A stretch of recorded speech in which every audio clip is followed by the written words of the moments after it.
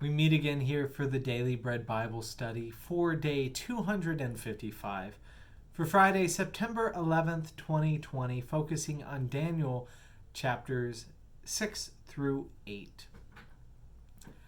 The book of Daniel has a bunch of good stories, some very cryptic, others pretty simple enough that we can teach our children about them. And that's exactly what happens here in Daniel chapter 6. We have the story of Daniel in the lion's den. In verse 3, soon Daniel distinguished himself above all the other presidents and satraps because an excellent spirit was in him, and the king planned to appoint him over the whole kingdom. So the presidents and the satraps tried to find grounds for complaint against Daniel. With Daniel's rise to authority within King Darius' government, others become jealous of his position. Daniel is righteous in his actions, so they have a hard time finding a flaw with Daniel. They do know that Daniel respects God and fears God and worships God. And so they convince the king to make a decree against the Lord God. In verse 6, so the presidents and satraps conspired and came to the king and said to him, O King Darius, live forever. All the presidents of the kingdom, the prefects and the satraps, the counselors and the governors, all are agreed that the king should establish an ordinance and enforce an interdict that whoever prays to anyone, divine or human, for 30 days, except you, O king, shall be thrown into a den of lions. Don't know that all the presidents agreed with that. Daniel does not seem like he was consulted. So Daniel continues to pray. He keeps on praying, and he prays 3 times a day to God. And the conspirators get their ammunition, and they fire shots at Daniel in the presence of the king. King Darius is hesitant. He likes Daniel and sees that he is just. Yet ultimately, even he, the king, crumbles under political pressure. This in many ways reminds me of Jesus in the New Testament being handed over for crucifixion under Pontius Pilate, the Roman official in that area. The one who is supposed to have the power turns out to be influenced by corrupt mobs, both with Pilate and here with King Darius. So because of this, a just man is thrown into his doom, really, into the den of lions. And the king waits nervously until the morning. Now, will God allow Daniel to be harmed by these lions, or will God show up in some way to keep God's faithful safe? Well, in verse 20, we have our answer.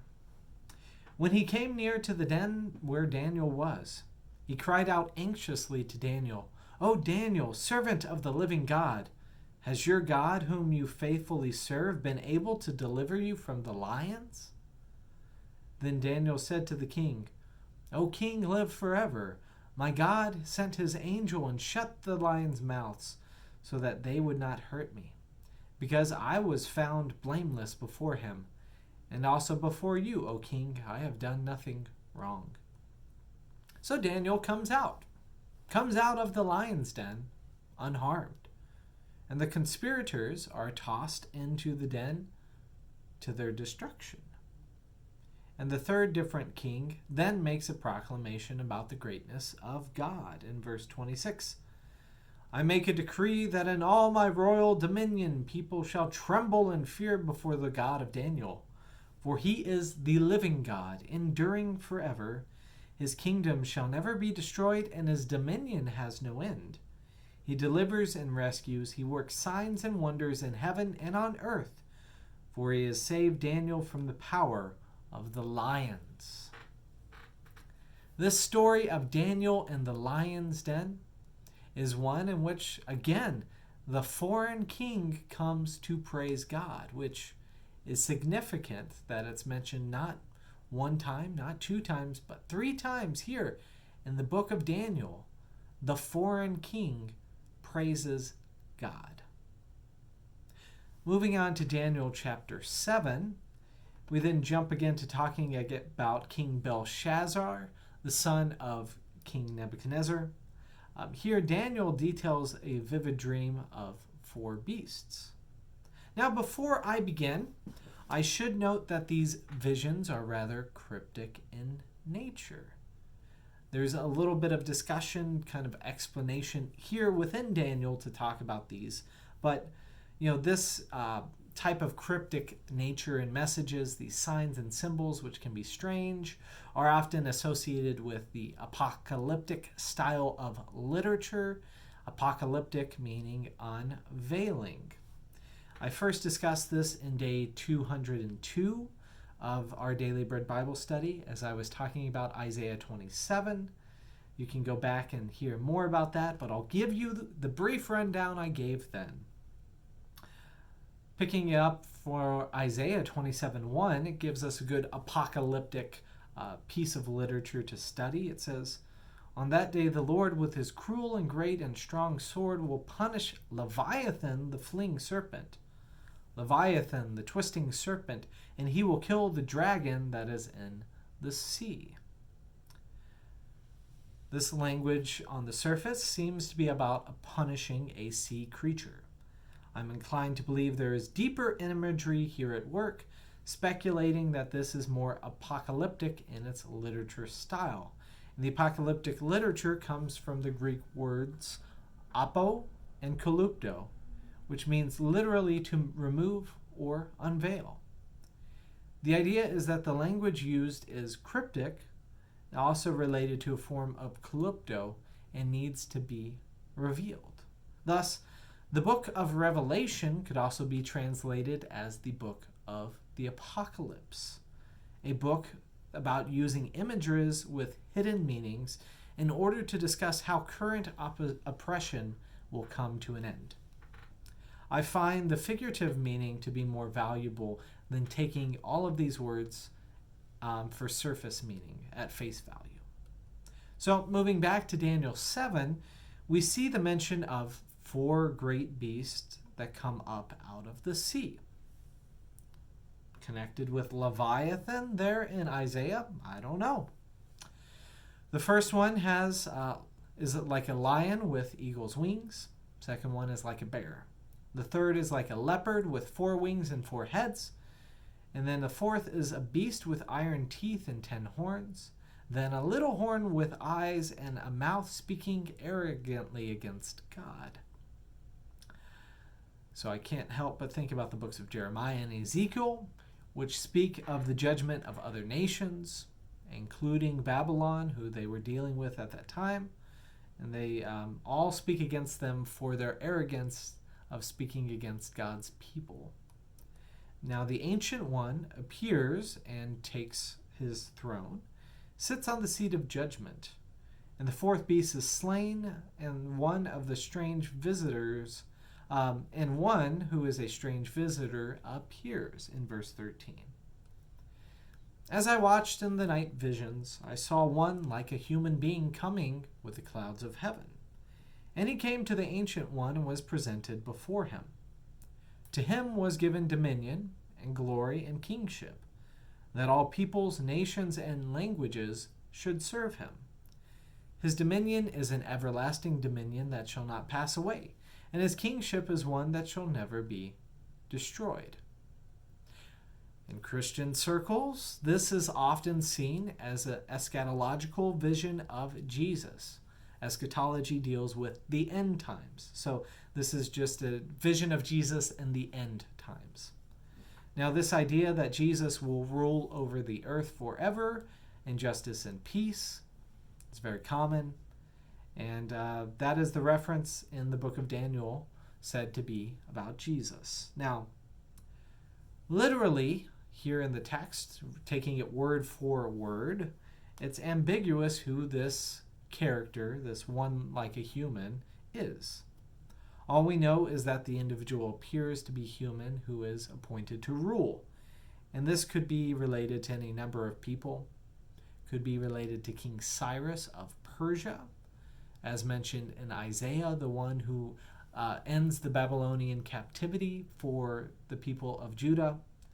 This could be the prince, which is referenced in Ezekiel, and we'll see referenced here in the book of Daniel as well, or even Jesus, as it's mentioned in the Gospels. Now, the book of Daniel seems less focused on explaining who the agent of this ancient one is, and more excited about the type of kingdom that will be established. An everlasting kingdom with righteousness, justice, and peace. This kingdom will look very different than the current oppression under the fickle kings of the Babylonian captivity. So closing in verse 17, as for these four great beasts, 4 kings shall arise out of the earth, but the holy ones of the Most High shall receive the kingdom and possess the kingdom forever and ever, as it says in Daniel 7:17.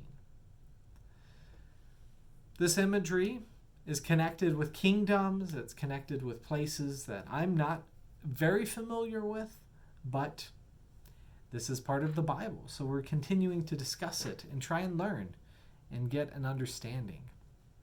In Daniel chapter 8, 2 years later, Daniel has another vision. Is this vision connected or separated from the previous vision? Not sure. This vision centers on a different animal, a ram with 2 horns, and no beasts, connected with nations again, right, are able to withstand this charge.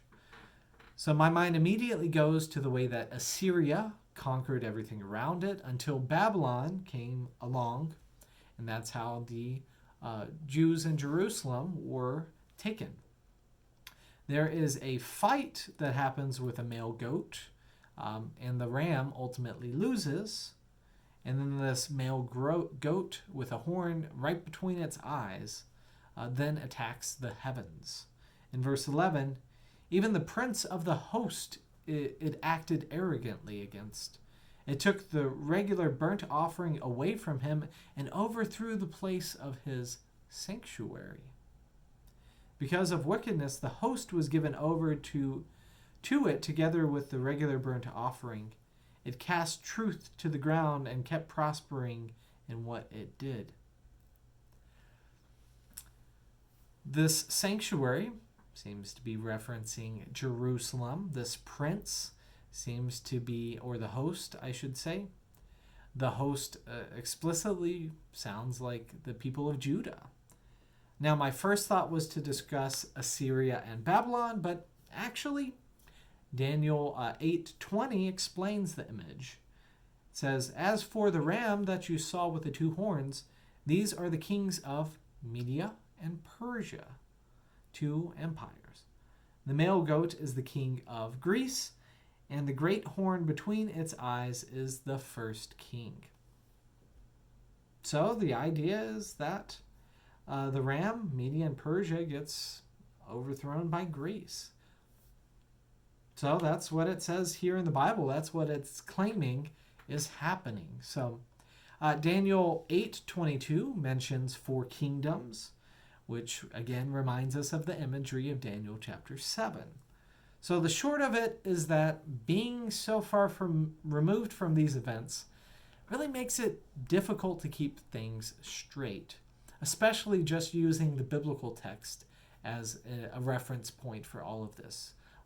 That's why a lot of biblical scholars try and use other sources outside of the Bible in order to get insight into it. And that's not exactly the focus here on this Daily Bread Bible study.